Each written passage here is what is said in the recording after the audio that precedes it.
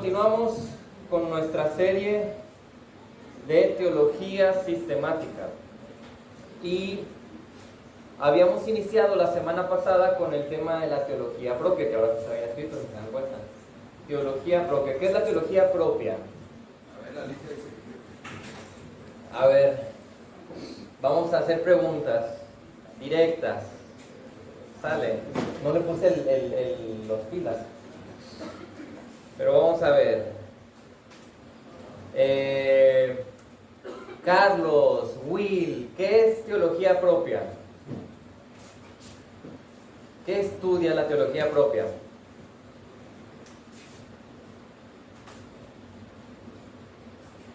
Yasmín, Pope, ¿qué estudia la teología propia? ¿El estudio de quién?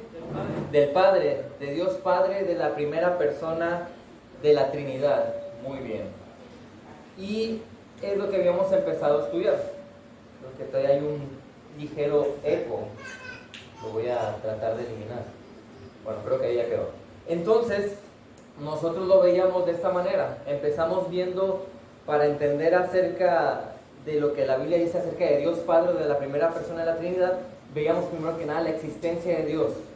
Y mencionábamos que Dios existe y que es muy importante enfatizar que Dios existe para que nuestra vida cambie. La Biblia enfatiza que Dios existe, pero hay algo que se le llama la cognoscibilidad de Dios.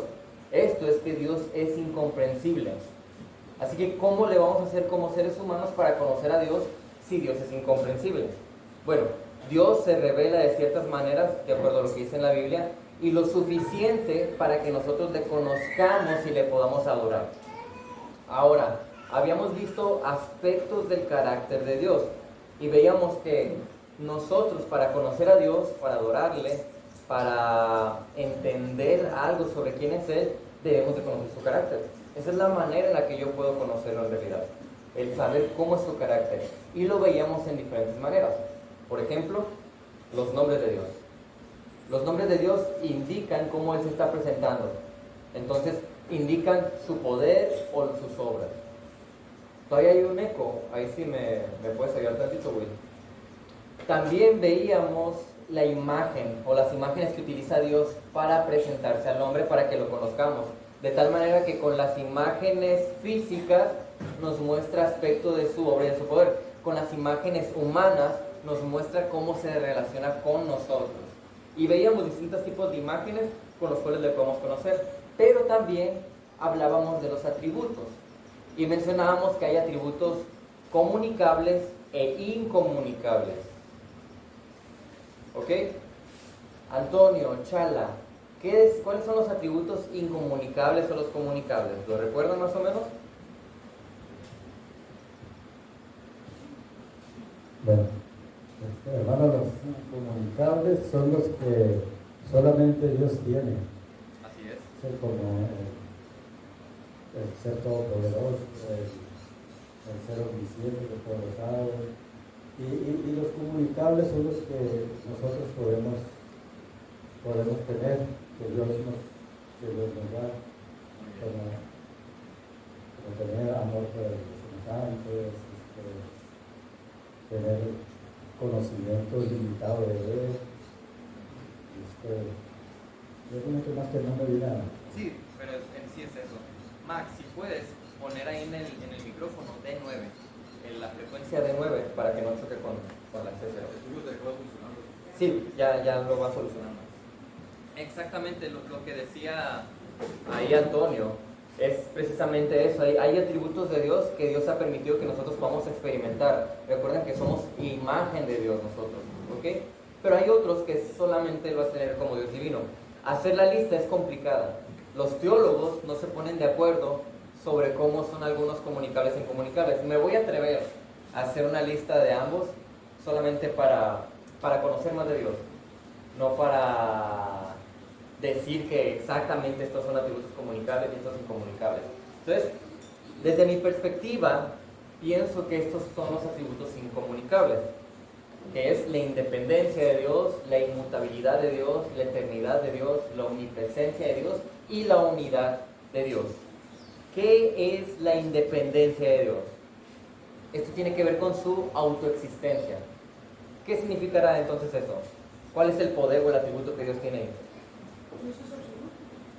Dios es absoluto, dependiente de sí mismo. Dios no necesita ni a nosotros ni al resto de la creación para nada. Pero nosotros y el resto de la creación le glorificamos y le damos gozo al adorarlo. ¿Bien? No nos necesita, es independiente. La inmutabilidad. ¿Qué es la inmutabilidad de Dios? ¿Qué es inmutable? Que no cambia. Entonces, ese es un atributo que Él tiene en su ser. Él no cambia, sus propósitos, sus promesas permanecen para siempre. Sin embargo, Dios actúa y siente emociones, ¿ok? Y reacciona a circunstancias diferentes. No cambia, pero hay reacciones de Dios. ¿Qué otro atributo tenemos? La eternidad. ¿Qué significa esto? ¿Qué habla de Dios la eternidad? Dios no tiene principio y Dios no tiene fin. Y si se fijan, ese es un atributo que tiene que ver con el tiempo. Él ve todos los tiempos con la misma agudeza. Él no está en la misma dimensión del tiempo que nosotros, sino que Él está en una dimensión distinta en la que Él puede ver todo el tiempo, como si viese un tablero, y poder actuar y reaccionar a esas acciones, a diferentes acciones en ese tiempo. Es inexplicable porque es la eternidad, pero así es. También tenemos la omnipresencia. ¿Qué es la omnipresencia? Está en todas partes. Y este atributo significa que Dios no tiene ni tamaño ni dimensiones espaciales. Él está presente en todo punto del espacio con todos los seres. No hay parte del espacio o de cualquier cosa donde no esté Dios. A veces dicen, no, lo más terrible de Dios o lo más terrible del infierno es que Dios no está ahí. No, Dios está ahí. Su ira y su juicio van a estar ahí en el infierno. Dios está en todas partes. Ahora, el que sea omnipresente no significa que Dios siempre tiene que actuar de la misma manera en todos los lugares. Él va a actuar de acuerdo a su soberanía. También tenemos la unidad. ¿Qué es la unidad de Dios? Indivisible. Dios no está dividido. Él es todo un conjunto de cosas. No es que de repente dejó de ser amor o dejó de ser justo. Él siempre es completamente justo, completamente amor, completamente eterno, completamente inmutable. La unidad de todos sus atributos están en un conjunto que no se pueden separar. No como nosotros. ¿Cómo somos nosotros? Somos variables, ¿no? Inestables, cambiantes. No, evidentemente no somos omnipresentes ni eternos, aunque vamos a ser eternos, pero no somos eternos como Dios. Él no tiene principio. Nosotros tuvimos un comienzo. Nosotros cambiamos, no somos inmutables. Y por supuesto tampoco somos independientes, dependemos totalmente de Dios. Bueno, esos son los atributos incomunicables. Pero también tenemos los que están comunicados a nosotros, ¿verdad? Ahí los pueden ver ustedes. El primero, la espiritualidad. ¿Qué atributo será este?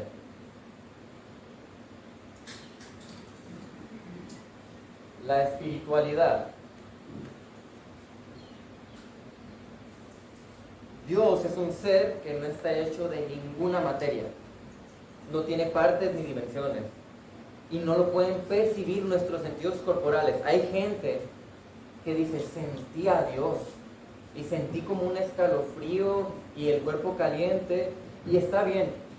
Es una experiencia personal que tú puedes sentir, pero no es Dios. No puedes sentir a Dios de manera física. Eso no existe. Pudiste haber sentido cualquier otra cosa, pero no era Dios, porque Dios es espíritu. Y el espíritu es invisible, intangible, ¿ok? No es material. Ese es Dios. Ahora, ¿en qué manera se ha comunicado a nosotros esto?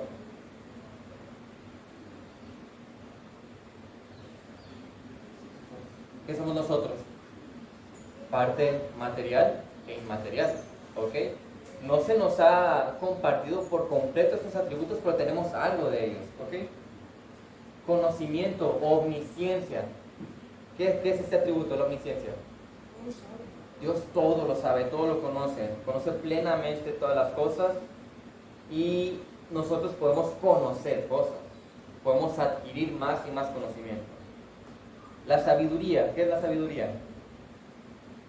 Dios siempre escoge las mejores metas y los mejores medios hacia esas metas. Y nosotros podemos crecer en sabiduría. ¿Qué es la veracidad o la fidelidad? Dios es el Dios verdadero y todo su conocimiento y palabras son verdad. Y Él es la norma suprema de la verdad. Y la fidelidad es algo que nosotros podemos desarrollar o crecer. ¿Qué es la bondad? Y aquí podemos poner bondad y paciencia juntos. Esto es que Dios es bueno. Ahora, ¿cómo vemos la bondad y la paciencia de Dios? En dos palabras claves: gracia y misericordia. La bondad es la gracia, la paciencia es la misericordia. Están muy relacionados esos atributos. Entonces vamos a ponerlos en conjunto como la bondad. Y evidentemente nosotros podemos desarrollar ese tipo de atributos.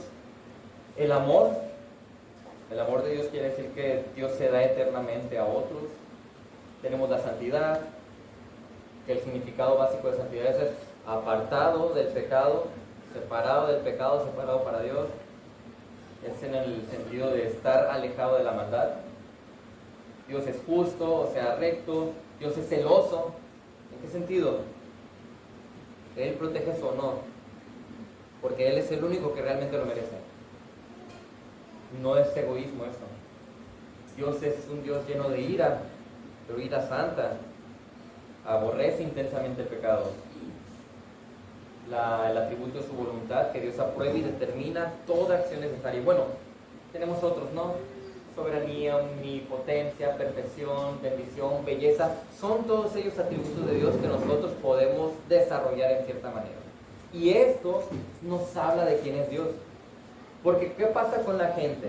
La mayoría de lugares donde quieren hablar bonito, van a decirte: Dios es bondad, Dios es amor, Dios es fiel, pero no van a decir: Dios es ira, Dios es justicia, Dios es celo. Y entonces ya no es el Dios verdadero de la Biblia. Entonces nosotros tenemos que comprender o aceptar todos estos atributos de Dios para tener el conocimiento completo de cuál es su carácter. El carácter de Dios nos está diciendo más específicamente quién es Él. Y nos brinda la oportunidad de conocerlo más, adorarlo más y entenderle más para glorificarle. Todo para desarrollar un carácter más piadoso. Bueno, nada más quería terminar con esa parte de los atributos para entrar el día de hoy a la providencia de Dios. Y quiero que lo veamos rápido. Así que, porque de ahí vamos a ver la Trinidad. Y es un poquito más complicado explicar la Trinidad. Así que veamos rápidamente la providencia de Dios. Observe lo que dice este versículo, Hebreos 1:3, hablando de Dios. Él es el resplandor de su gloria y la expresión exacta de su naturaleza. Y observen, y sostiene todas las cosas por la palabra de su poder. Después de llevar a cabo la purificación de los pecados, el Hijo se sentó a la diestra de la majestad en las alturas. Ahí está la providencia. ¿Dónde la vemos? Y sostiene todas las cosas por la palabra de su poder. Eso es parte de la providencia de Dios. ¿Qué es la providencia de Dios? ¿Cómo podemos entender la providencia de Dios? Porque tiene varios matices la providencia. Esto significa, la providencia es que Dios, observen, Dios interviene siempre o continuamente en todas las cosas creadas. En todas.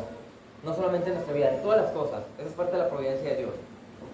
No solamente en los creyentes, en todo ser creado. Él interviene, ¿ok? De tal manera que Él las mantiene existiendo y conservando las propiedades con que las creó. Tenemos los animales. La providencia de Dios permite que sigan vivos, así como nosotros también, así como mantiene la naturaleza.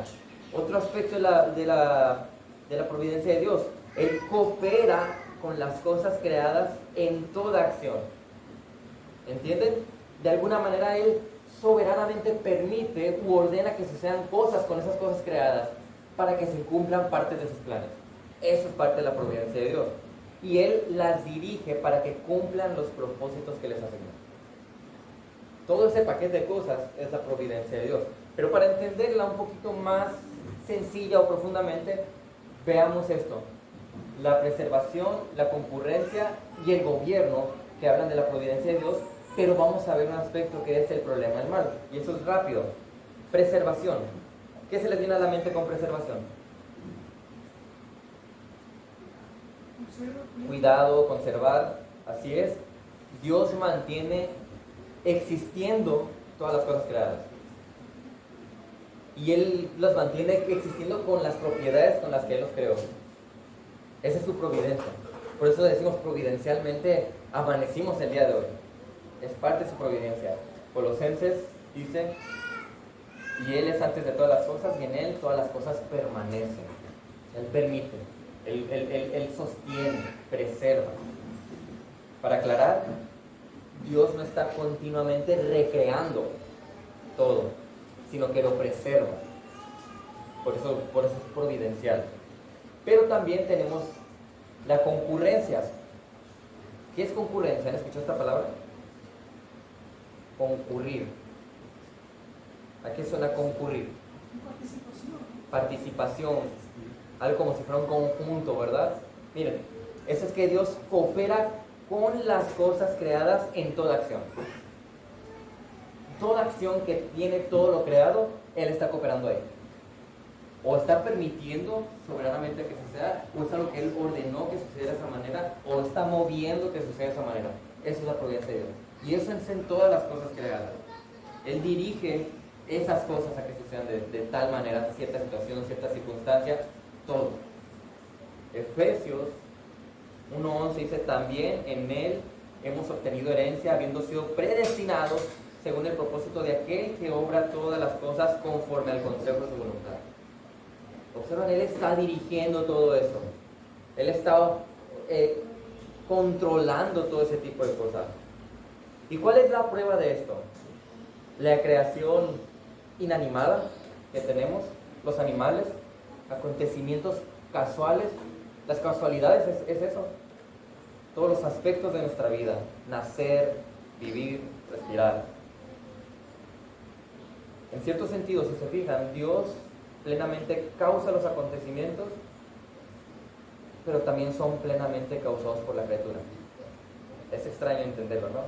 O sea, nosotros lo causamos, pero es algo que está causando Dios, o tiene la mano de Dios en ese tipo de sucesos.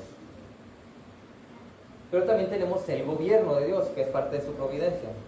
O sea, esto es que Dios tiene un propósito en todo lo que hace en el mundo. Y providencialmente Él gobierna y dirige todas las cosas de tal modo que se van a cumplir los propósitos que Él tiene. Dice el Salmo, el Señor estableció su trono en los cielos y su reino domina sobre todo. Él controla todo. Él es soberano sobre todo. Y en el creyente, ¿cómo es visto esto? Su gobierno que cumple su propósito. Cuando uno lee Santiago, habitualmente, ¿qué podemos encontrar en la carta de Santiago? ¿Qué tipo de ADN tiene? ¿Habla de qué, principalmente? Habla de que la fe es práctica, pero ¿por qué lo está enfatizando? ¿Por qué? Porque está hablando de la tentación y de las pruebas. Entonces, ¿cómo podemos ver en el creyente la providencia de Dios cumpliendo sus propósitos? ¿Cómo lo podemos ver? ¿Cómo vemos la providencia de Dios en las pruebas para el creyente? Dios es el mismo que hace que suceda en la vida del creyente, ¿sí?, tal tentación o tal prueba, ¿no? ¿Y cuál es el propósito de las pruebas? De hacerlo más semejante a... Ahí está. Esa es la providencia de Dios. ¿Observan? El ordenar todas esas pruebas, que son unas pruebas y situaciones bien difíciles, para que se cumpla el propósito de Dios de que esa situación te asemeje más a Cristo. ¿Dónde dice eso en la Biblia? Y sabemos que para los que aman a Dios, todas las cosas cooperan para bien. Esto es para los que son llamados conforme a su propósito. Pero si Dios controla todo, gobierna todo, y Él providencialmente permite las cosas, hay un problema. ¿Qué pasa con el mal? Entonces, ¿Dios creó el mal? Entonces, ¿Dios está haciendo que ocurra el mal? ¿Qué opinan de esto? ¿Sí? Él es el que sustenta todas las cosas. Entonces, ¿diríamos que Dios es el autor del mal? Esa es una pregunta con trampa, ¿eh? ¿Dios es autor del mal? Ahorita dijimos uno de sus atributos, que Dios es santo, ¿verdad? ¿Y qué significa que Dios es santo? No hay nada de maldad en él. Ajá, entonces, ¿Dios es autor del mal? No, no. Dios, la Biblia nunca le echa la culpa a Dios del mal, ni muestra a Dios complaciéndose en el mal. La Biblia lo que hace es mostrar a los culpables del mal, que es el ser humano, que es el pecado, ¿sí? Entonces, exactamente, eso es lo contrario a Dios, el mal, ¿ok? Pero Dios utiliza el mal. Dios no es el autor del mal, pero Dios utiliza el mal. En varias partes se afirma que Dios hizo que sucedieran algunos acontecimientos malos y que se hicieran obras malas, permitió todo eso con un propósito. ¿Qué se les viene a la mente cuando decimos Dios permitió el mal con un propósito? ¿Qué se les viene a la mente? Job, así es. ¿Qué otro? Muy claro, donde hasta el mismo personaje bíblico dice, mira, Dios permitió que pasara esto malo para que sucediera esto bueno. José, ¿recuerdan? Ahí está en Génesis. ¿Qué dice? Ustedes pensaron hacerme mal, pero Dios lo cambió en bien para que sucediera como vemos hoy y se preservara la vida de mucha gente. Eso es la providencia de Dios. Así se puede manejar la providencia de Dios. Y tenemos uno de los ejemplos más grandes acerca de cómo Dios permite el mal y que afecten un propósito extraordinario para nuestras vidas. ¿Cuál es este? La muerte de Cristo. Así es. Hermano, ¿voy a decir algo?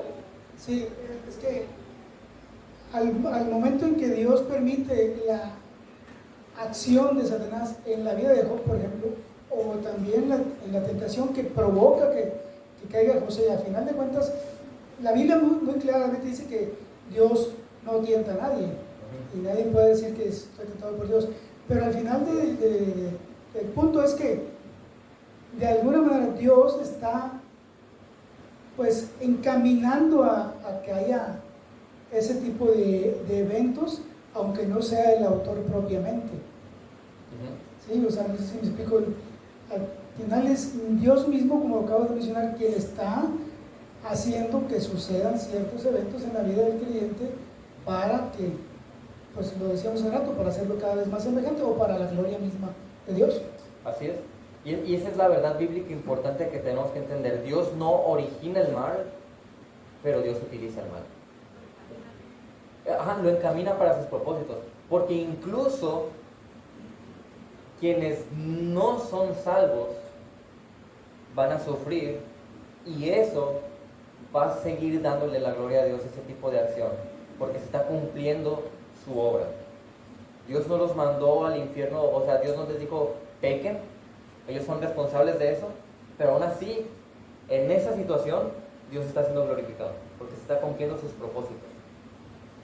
Es difícil de entender porque estamos hablando de la soberanía de Dios. Y recuerdan que decíamos la semana pasada que le decía a Job, ¿puedes tú entender dónde se origina el viento y dónde va a terminar con el movimiento de las olas?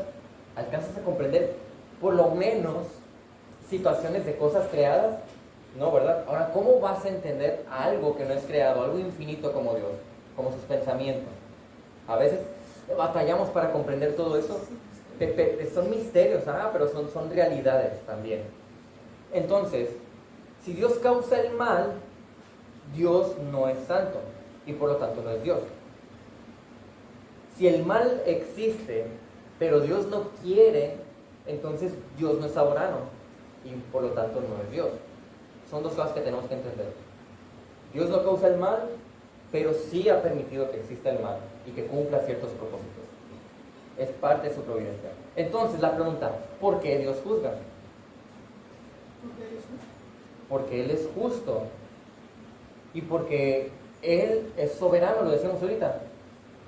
Me dirás entonces, ¿por qué pues todavía reprocha a Dios? Porque ¿quién resiste a su voluntad? Al contrario, ¿quién eres tú, hombre, que le contestas a Dios?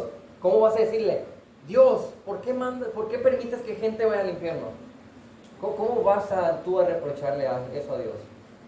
¿Cómo la vasija del barro le habla al alfarero y le reprocha su obra? ¿Dirá acaso el objeto moldeado al que lo moldea, ¿por qué me hiciste así? O sea, nos está diciendo, mira, Dios es soberano, Dios lo controla. Y como decíamos ahorita, uno de sus atributos es que Él es sabio. Así que todos sus propósitos son perfectos. La finalidad de todas sus obras son perfectas. La providencia de Dios nos enseña y nos muestra muchísimo del control de Dios. ¿Y de qué me sirve como creyente aprender de la providencia de Dios?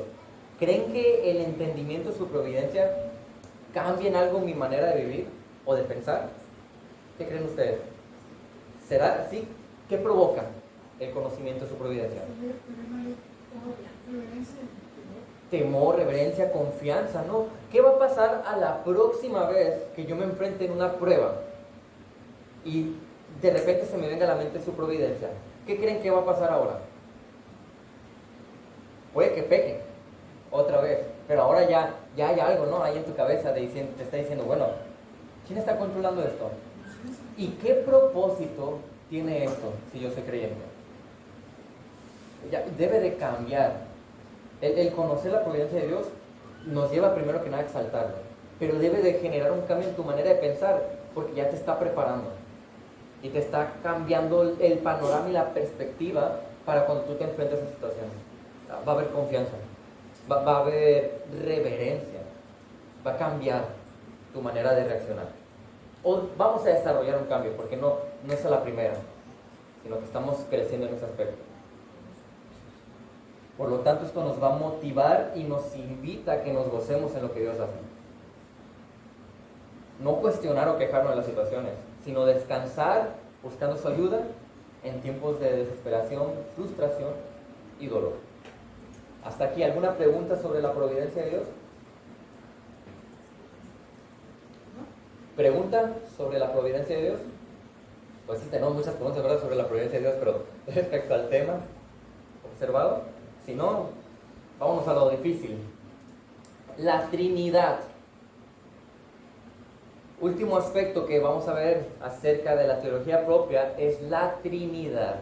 Segunda de Corintios 13:14 dice, la gracia del Señor Jesucristo, el amor de Dios y la comunión del Espíritu Santo sean con todos ustedes. ¿Qué estamos viendo en ese versículo? La Trinidad. ¿Dónde está la Trinidad? A ver. ¿Qué está diciendo? La gracia del Señor Jesucristo. Está hablando de un atributo de una persona. Luego habla de otro atributo de otra persona, el amor de Dios. Y luego habla de otro atributo de otra persona, la comunión del Espíritu Santo, sean con todos ustedes. ¿Significa entonces que Cristo no tiene amor pero sí tiene gracia? ¿O que Cristo tiene gracia pero no comunión? No. Y ahorita vamos a ver esto, vamos a observar cómo la Trinidad es algo que la Biblia enseña, aunque no dice la palabra Trinidad. Es algo que la Biblia enfatiza y es algo que existe de una manera bien ordenada y organizada. De tal manera que vamos a entender por qué menciona esto. ¿Por qué dice gracia con Jesucristo y no con el Espíritu Santo? Bueno, cada persona de la Trinidad tiene los atributos divinos, pero los ejercen en situaciones o de maneras diferentes, porque la Trinidad está organizada y es un modelo para nosotros. Ahorita lo vamos a ver, pasito a pasito. Así que la doctrina de la Trinidad es una de las doctrinas más importantes, no importantes, fundamentales para tu vida. ¿Por qué es fundamental la Trinidad? ¿Qué pasa si yo no creo en la Trinidad?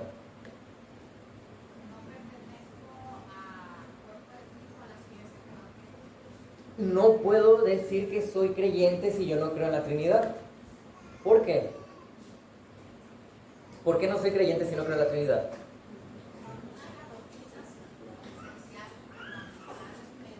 ¿Y por qué es fundamental? ¿De qué me está hablando esta doctrina? Me está hablando de la unidad del Dios triuno, de la unidad de Dios, pero que son las tres personas. Me está diciendo, este es el Dios verdadero. Si no crees en este Dios, entonces no crees en el Dios verdadero. Es un Dios triuno. Por eso es fundamental. Y es afirmar que Dios es uno, pero tres personas son Dios. Dios en tres personas. Una verdad bíblica importante es el hecho de que la Trinidad se experimenta antes de que pueda ser definida o explicada en cualquier cristiano. ¿A qué me refiero? Y esto cuando lo estaba estudiando choqueaba conmigo porque ¿cómo está eso experimentarlo? O sea, sentir algo, ¿se trata de eso? ¿Se trata de que hay un tipo de experiencia sobrenatural antes de entenderla? Romanos nos da la respuesta. Dice, sin embargo, ustedes no están en la carne, sino en el Espíritu. Si en verdad el Espíritu de Dios habita en ustedes, pero si alguien no tiene el Espíritu de Cristo, el tal no es de él. Y si Cristo está en ustedes, aunque el cuerpo esté muerto a causa del pecado, sin embargo el Espíritu está vivo a causa de la justicia. Pero si el Espíritu de aquel que resucitó a Jesús de entre los muertos habita en ustedes, el mismo que resucitó a Cristo Jesús de entre los muertos, también dará vida a sus cuerpos mortales en medio de su Espíritu que habita en ustedes. ¿Por qué les digo que primero se experimenta la Trinidad antes de entenderla? Porque yo no voy a comprender absolutamente nada de Dios y de la Trinidad si primeramente el Espíritu Santo no ha hecho su obra en mí. Si el Espíritu Santo no mora en mí, si yo no he sido redimido con la sangre de Cristo, si el Padre no me ama como a su Hijo, que ahí vemos el experimentar tres aspectos de la Trinidad, no puedo entender a la Trinidad. Por eso la gente no entiende la Trinidad, porque no son creyentes, al final de cuentas. No tienen la capacidad. Y no es que no tengan la capacidad de razonamiento, sino que no tienen la capacidad espiritual para entender esas cosas. Fred Sanders es un buen teólogo, dice que la mayoría de los cristianos evangélicos no necesitan que se les hable la teoría de la Trinidad. Ellos necesitan que se les muestre que ya están inmersos en la realidad de la Trinidad, como eso que les acabo de explicar. Estar sellados por el Espíritu Santo, redimidos con la sangre de Cristo y tenemos esta relación de Padre e Hijo con Dios Padre, la primera persona de la Trinidad. Así que para iniciar, entendamos esto. Dios existe eternamente como tres personas, Padre, Hijo y Espíritu Santo. Y cada persona es plenamente Dios y hay un solo Dios. Esa es una doctrina fundamental, que esto quede en tu mente. Ya con esto tú ya tienes casi todo lo que tienes que entender sobre la Trinidad. Así que, la palabra Trinidad, ¿qué quiere decir? Ahorita lo dijeron. Triuno, o tres en uno. Recuerdan que el domingo pasado, Pastor Antonio explicó algo sobre la palabra Adonai. ¿Qué tiene de curiosa la palabra Adonai? Que está hablando de un atributo de Dios, o de un nombre de Dios. El tipo de... Se habla de un plural en esa palabra, pero no es un plural dual, o sea, de dos cosas, sino que se habla de un plural que tiene más de unas... Es como un racimo de uvas. De hecho lo explicó, ¿no? El racimo de uvas, ¿qué es? Es una cosa, pero plural, porque está compuesto por varias cosas. De esa manera es como se explica la palabra Adonai. Interesante, ¿no? Ya de ahí nos está hablando sobre la Trinidad. Así que primero vayamos a la prueba bíblica que encontramos en el Antiguo Testamento. Génesis 1:26. Y dijo Dios, hagamos al hombre a nuestra imagen, conforme a nuestra semejanza, y ejerza dominio sobre los peces del mar, sobre las aves del cielo, sobre los ganados, sobre toda la tierra, sobre todo reptil que se arrastra sobre la tierra. ¿Dónde está la Trinidad aquí? Hagamos. Pero ¿no será que está hablando Dios con los ángeles? ¿Por qué no son los ángeles? Porque los ángeles no crean. Nunca en la Biblia nos han dicho que los ángeles crean. De hecho, los ángeles son creación de Dios. Entonces, pero dice hagamos, puede que esté hablando nada más de Dios Padre y Dios Hijo, y que el Espíritu Santo solamente sea la fuerza activa de Dios, como muchos dicen.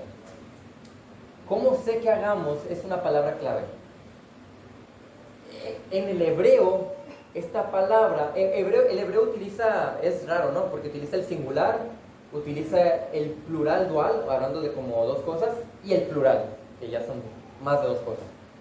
La palabra que utiliza ahí para hagamos no es ni el singular, obviamente, pero tampoco es el plural dual, sino que es el plural que habla de tres o más cosas, o más personas. Ya nos está diciendo algo ahí. Nos está diciendo que quienes hicieron al hombre son por lo menos tres o más personas. Por lo menos. Tenemos Isaías. Acérquese a mí, escuchen esto, desde el principio no he hablado en secreto, desde el momento en que sucedió. Allí estaba yo y ahora me ha enviado el Señor Dios y su Espíritu. Ahí está hablando de Cristo. Y está hablando como si Él fuera Dios, pero refiriéndose a que el poder de Dios y del Espíritu Santo, de Dios Padre, son quienes lo comisionaron como parte de una divinidad. También tenemos aspectos en el Nuevo Testamento que nos hablan de la Trinidad. ¿Quién recuerda este momento? Después de que Jesucristo fue bautizado, ¿qué sucedió? Jesús salió del agua inmediatamente y los cielos se abrieron en ese momento y Él vio al Espíritu Santo, que descendía como una paloma y venía sobre Él. Y se oyó una voz de los cielos que decía: este es mi Hijo amado en quien me he complacido. ¿Qué pasa? Yo no entiendo o no me puedo imaginar a las personas que no creen en la Trinidad explicando este versículo. No tendría mucho sentido que intenten explicarlo.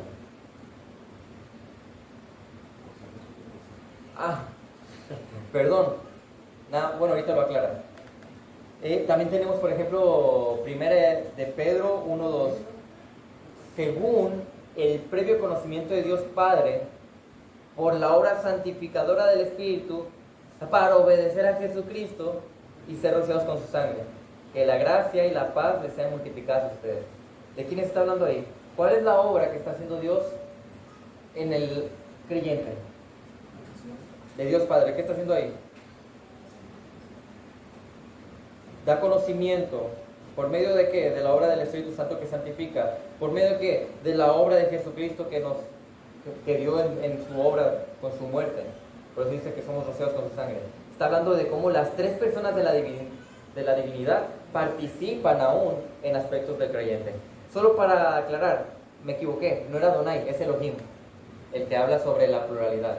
Ahorita dije Adonai, pero es Elohim, el que habla sobre la pluralidad. ¿Sí? Muy bien, entonces en un sentido, la doctrina de la Trinidad es un misterio.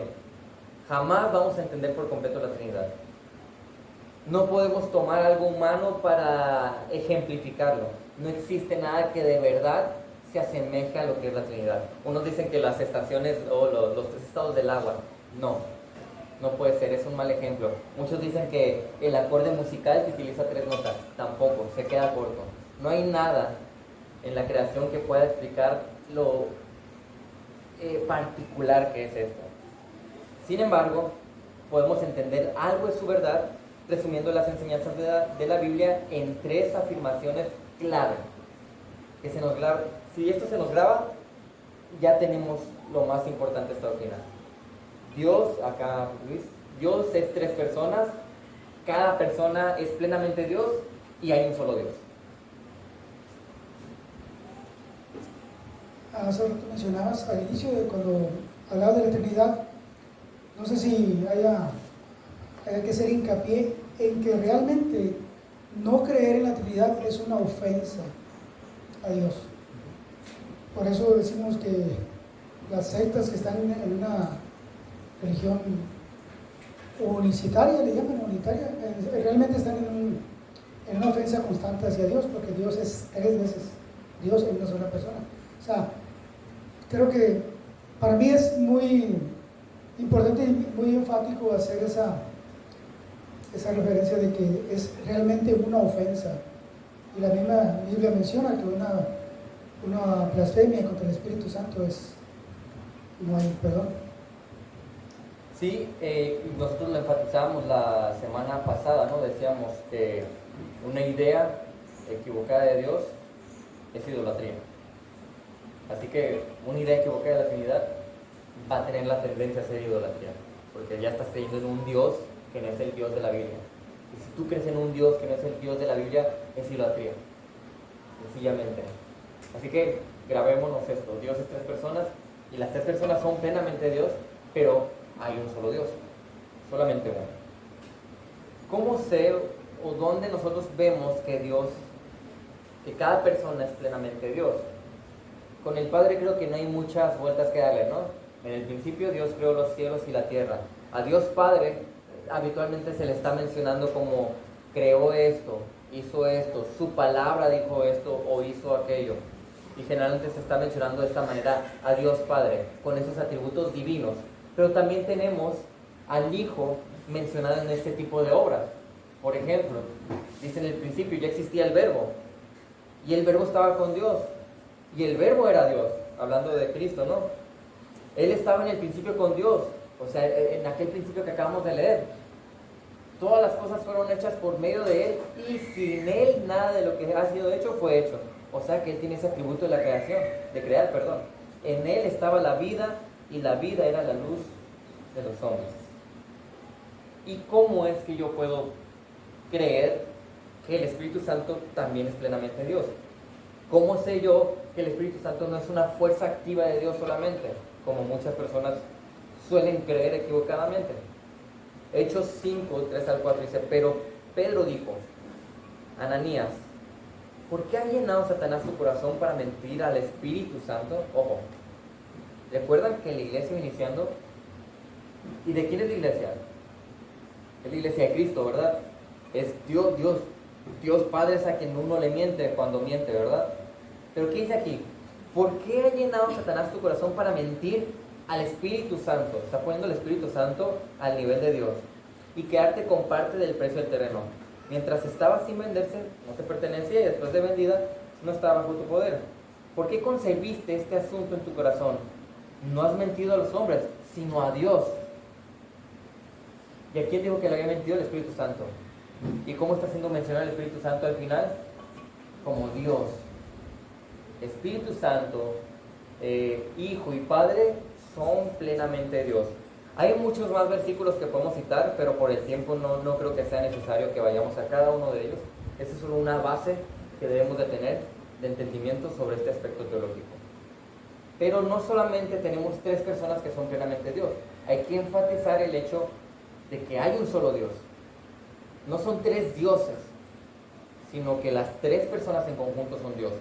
Escucha, oh Israel, el Señor es nuestro Dios. El Señor uno es. Amarás al Señor tu Dios con todo tu corazón, con toda tu alma, con toda tu fuerza. La Trinidad, dice Schaeffer, es un buen teólogo, la Trinidad está compuesta de tres personas unidas, sin existencia separada, unidas tan completamente que forman un Dios. La naturaleza divina subsiste en las tres distinciones: Padre, Hijo y Espíritu Santo. Romanos 3:30, porque en verdad Dios es uno, el cual justificará en virtud de la fe a los circuncisos y por medio de la fe a los incircuncisos. Ay, no se aprecia muy bien, qué lástima la verdad. Pero bueno, este es un triángulo. Ok, ahí puede más o menos verse el triángulo, y arriba está el Padre, el Hijo y el Espíritu Santo. Y el triángulo decía, mira, el Hijo no es el Padre. Y luego había otra línea que va al centro donde dice Dios, pero el Hijo sí es Dios. El Padre no es el Espíritu Santo, pero sí es Dios.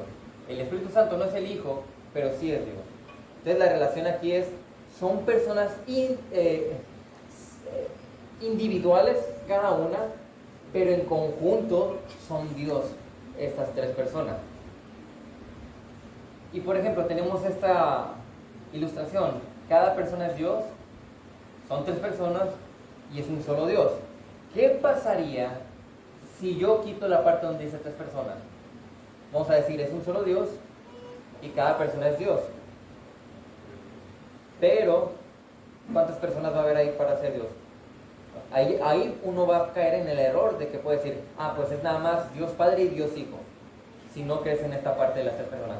Si yo le quito la parte de que es un solo Dios, yo voy a decir, sí, cada persona es Dios y son tres personas y son tres dioses, porque le estoy quitando la parte que es un solo Dios. Si yo le quito la parte de que cada persona es Dios, voy a decir, son tres personas y es un solo Dios, pero Dios Padre creó a Dios Hijo y Dios Espíritu Santo, y son como un nivel menor. Así que cada uno de esos tres aspectos de este triángulo es bien importante para que nosotros tengamos el conocimiento adecuado sobre el aspecto de la Trinidad. Si le quitamos uno de esos, vamos a tender al error.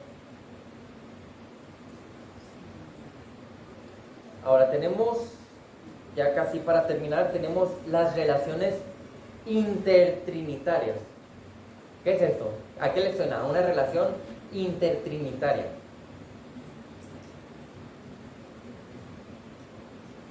La manera en cómo se relacionan las personas de la Trinidad. Cómo se relaciona Padre, Hijo y Espíritu Santo. Cómo trabajan en conjunto Padre, Hijo y Espíritu Santo. Cómo subsisten como Dios estas tres personas.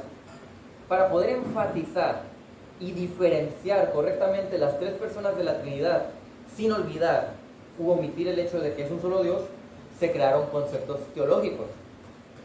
Y se creó algo que se le llama la Trinidad ontológica y la Trinidad económica, para que nosotros entendamos más o menos cómo es esta relación. Por ejemplo, la Trinidad ontológica son las relaciones eternas dentro de la Trinidad, las obras dentro de la Trinidad, o sea, la naturaleza, ser o esencia de Dios.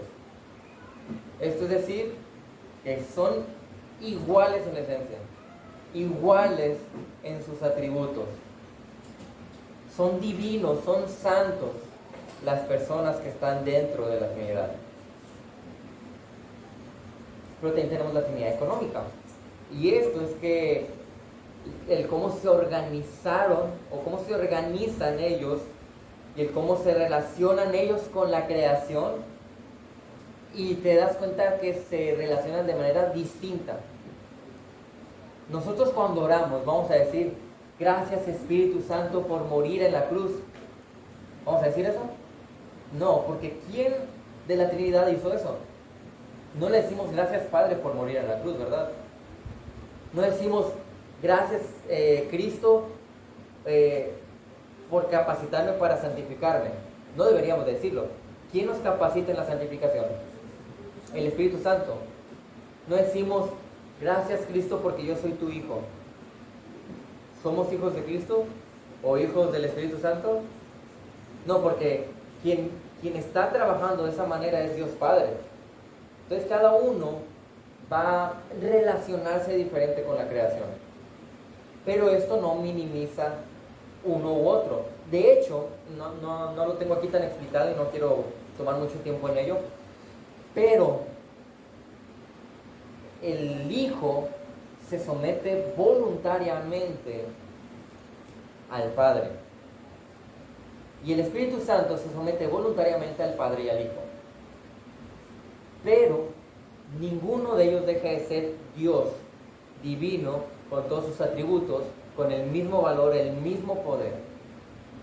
Simplemente es una subordinación que te explica la Trinidad económica que hay dentro de la Trinidad. Y yo lo puedo ver claramente en la manera en cómo están obrando. Dice que Dios Hijo se sometió voluntariamente a los planes del Padre para salvar a la creación. Pero Dios Hijo necesitó del Espíritu Santo en su tiempo aquí en la tierra. El poder del Espíritu Santo para soportar las tentaciones. Interesante, ¿no? Pero el Espíritu Santo se sometió al Hijo en el momento correcto para venir y morar en el creyente. Así que es una subordinación perfecta. No hay autoridad uno sobre otro, simplemente es algo voluntario que hay en la Trinidad. ¿Cómo lo vemos esto?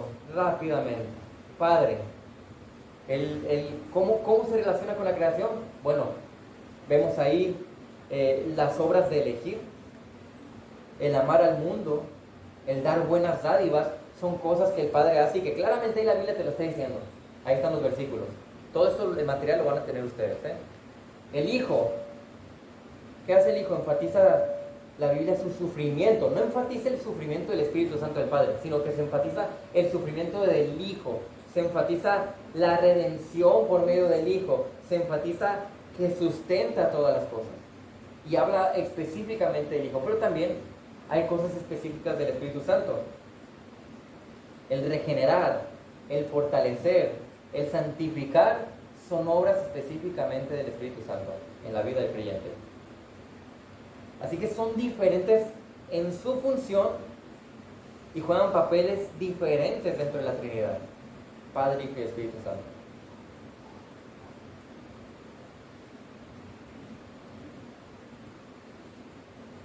A pesar de que tienen roles diferentes y que voluntariamente hay un sometimiento entre ellos, no hay superioridad de uno sobre otro. No dejemos de entender que son Dios en conjunto. ¿Hay alguna pregunta hasta aquí sobre el aspecto de la Trinidad o estas relaciones intertrinitarias? Acá, la hermana Marta. Y si no la sé yo, pues aquí está Pastor Antonio, ¿verdad? No pasa nada. Una pregunta en sí, no es nada más esto que estaba meditando ahorita rapidito. Yo nací en una de las sectas más grandes, en la iglesia tradicional, ahí nací y crecí. Y sin embargo ahí me enseñaban la Trinidad. Es una iglesia que habla de la Trinidad, enseña la Trinidad. Pero ahorita pensando, pues me la enseñaron, pero yo nunca fui sellada con el Espíritu Santo, porque ahí no tienen el Espíritu Santo. Nunca lo tuve. Por consiguiente, nunca entendí, nunca comprendí el verdadero evangelio. Hasta que el Señor me sella con su Espíritu Santo, me introduce a la iglesia del Señor, es que vengo y entiendo las cosas de la palabra de Dios. Y la cuestión es esa, de que en esa religión me hablaron mucho del Espíritu Santo, pero no lo tienen. Por lo menos yo no lo tuve. Y hasta con toda la enseñanza que el Señor me ha traído al venir a su iglesia, es que he podido entender eso, las tres personas y esa realidad que hay en la iglesia no lo tienen y lo enseñan. Sí, el problema de las sectas y de aún muchas iglesias es el hecho de que pueden estar presentando una Trinidad, pero no la presentan tal y como es. De tal manera de que, por ejemplo, la secta más grande que hay aquí en México, que es la católica, va a presentar el Hijo, pero el mediador es la Madre. Así que no está presentando al Hijo con su poder y con su obra casi principal que hace nosotros, que es el ser un mediador para salvarnos. Entonces, a pesar de que enseña la Trinidad, la Iglesia Católica la enseña de manera equivocada, agregando o quitando cosas. Vámonos con la Iglesia Apostólica, otra secta. ¿Qué pasa con la Iglesia Apostólica? Te habla de una Trinidad, pero te está diciendo que el Espíritu Santo es una fuerza activa. Y te está diciendo que Dios, si no me equivoco, ellos dicen que Dios es Dios Padre, pero después es Dios Hijo y después es Dios Espíritu Santo. Pero nunca las tres personas al mismo tiempo. Así que te está explicando de manera equivocada la Trinidad. Te está diciendo que no te está presentando al Dios verdadero. Y ese es el problema de las sectas y de muchas iglesias que no son sectas pero que caen en error, que poquito le cambias toda la verdad y creas una mentira, y creas una secta y una falsedad, y creas un Dios falso que no va a salvar. Ese es el problema. El problema no es que sean súper diferentes a nosotros, el problema es que cambian pequeños detalles que ya cambian la doctrina fundamental. Por eso es bien importante estar firme primeramente en lo fundamental, para que ya puedas afirmarte en el resto de doctrinas que son importantes también para tu vida. El estudio de la teología propia no se reduce a una sola aplicación. Hay muchos, si se fijan, estamos hablando de Dios, hay muchos matices, muchas tonalidades, muchos colores de cómo vas a vivir tú de acuerdo a lo que aprendes acerca de la teología propia. Pero si he de motivarles a aplicar algo el día de hoy, es: considera bien seriamente el que estás conociendo al Dios verdadero y desarrolla un apetito por conocer más a ese Dios verdadero, para que te permitas, uno, adorarle correctamente, y dos, disfrutar de esto correctamente, de estas cosas, de lo que hace cada uno, cómo se relaciona Dios y las tres personas de la Trinidad con los creyentes. Cuando uno tiene perspectivas equivocadas de Dios, está frenando mucho de la bendición que Dios te da. No estás permitiendo muchas de las cosas que Dios quiere hacer en ti porque no estás creyendo y no estás aceptando correctamente lo que Dios te está dando. Es como el aspecto de la providencia. Si yo no estoy gozándome en el aspecto de la providencia, difícilmente me voy a gozar una prueba. Y la prueba no va a tener ese resultado que debería de tener. Y entonces así con cada aspecto de Dios, tratemos de que es un entendimiento que nosotros aprendamos, pero que después lo aceptemos, para que más adelante, cuando sea la oportunidad, lo apliquemos de esa manera. ¿Preguntas o comentarios? Pues hasta aquí hemos visto panorámicamente el estudio de la teología propia y espero que sea algo que sea de bendición para todas sus vidas, y ya más adelante ahí van a tener todo este material ustedes para que lo puedan seguir estudiando y aprendiendo. Los invito a que oremos.